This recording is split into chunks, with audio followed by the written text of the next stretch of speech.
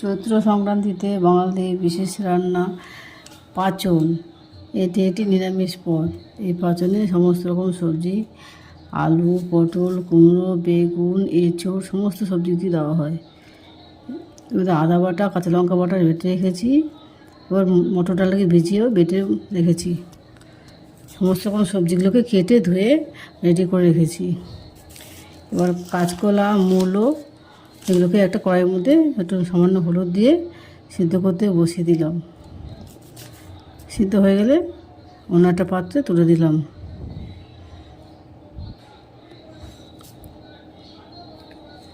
যাতে কষটা বেরিয়ে যায়, কাঁচকলার কষ থাকে একটা, ওটা বেরিয়ে আসবে। ওগুলো হয়ে গেলে এবার কড়ার মধ্যে একটু এঁচোড় বসিয়ে দিলাম। এঁচোড়টাকে নুন জল ফেলে গাড়িয়ে নেব। এঁচোড়টা সিদ্ধ হয়ে আসলে উঠিয়ে মূলো যে ছিল ওর মধ্যে রেখে দিলাম।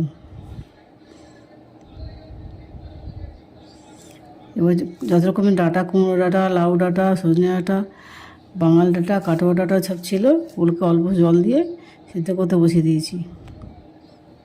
অন্য পাত্রটা কড়াই বসিয়ে দিয়ে তেল গরম করতে বসিয়ে দিয়েছি। তাহলে আলু, রাঙা আলু এগুলোকে ছেড়ে দিয়ে সিদ্ধ করতে ভালো মতো ভেজে নিলাম।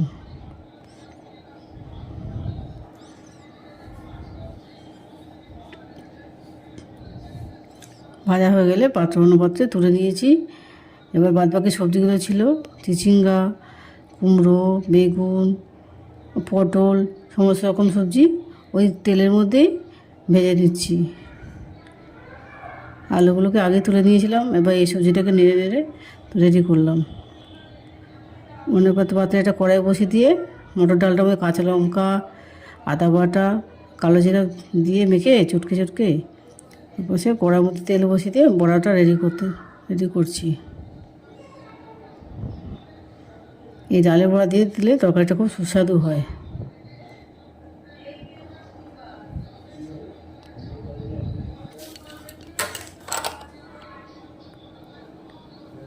যত ডালের বড়া দেওয়া হবে তত খেতে স্বাদু হবে।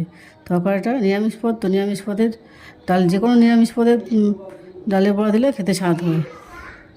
এদিকে সমস্ত সবজি নেড়ে নেড়ে নরম করতে বসিয়ে দিচ্ছি। ভালো করে যাতে সবজিটা নরম হয়ে যায় সেই জন্য ভালো করে খুন্তি দিয়ে সমস্তভাবে নাড়িয়ে দিচ্ছি। সমস্ত সবজি এঁচোড়টাও মিশিয়ে দিয়েছি। সব ডাঁটা বাটা সব ছিল, সমস্ত ছিল, সব একসঙ্গে মিশিয়ে দিয়ে এবার আদা বাটাটা দিয়ে দিলাম। এবার কাঁচা লঙ্কা বাটাটাও দিয়ে দিচ্ছি। দিয়ে নাড়িয়ে চাড়িয়ে ভালো মতো মাখা করতে হবে। নাড়তে নাড়তে সমস্ত সবজি নরম হয়ে আসবে। নরম করার জন্য এবার একটু নুন ছিটিয়ে দিলাম, তাড়াতাড়ি নরম হয়ে যাবে। এবার পাশে একটা কড়াইতে তেল দিয়ে দিলাম। এবার ফোড়ন দিতে হবে। শুকনো লঙ্কা, তেজপাতা, পাঁচফোড়ন সমস্ত দিয়ে ভালো মতো ফোড়নটা রেডি করছি। ওদিকে সবজিগুলো নরম হচ্ছে, এদিকে ফোড়নটা দিচ্ছি। ফোড়নটা তৈরি হয়ে গেলে ওই কড়ার মধ্যে ঢেলে দেবো।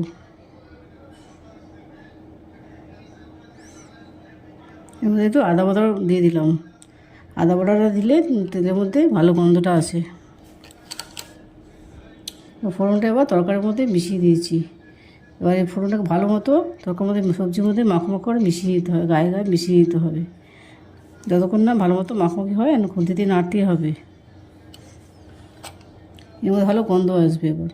এবার যে ডালের বড়ি ছিল, ডালের বড়ি, নারকেল কোড়ানো, নারকেল ভাজা, তারপর শিম দানা ভাজা ছিল, সেগুলো মিশিয়ে দিয়েছি।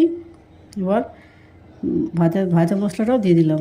ভাজা মশলার মধ্যে ধনে, জিরে, লঙ্কা সেগুলো ছিল, এগুলোকে গুঁড়ো করে নিয়েছিলাম, আমি মিক্সিতে গুঁড়ো করে নিয়েছিলাম। এবার রেডি আমাদের পাঁচন।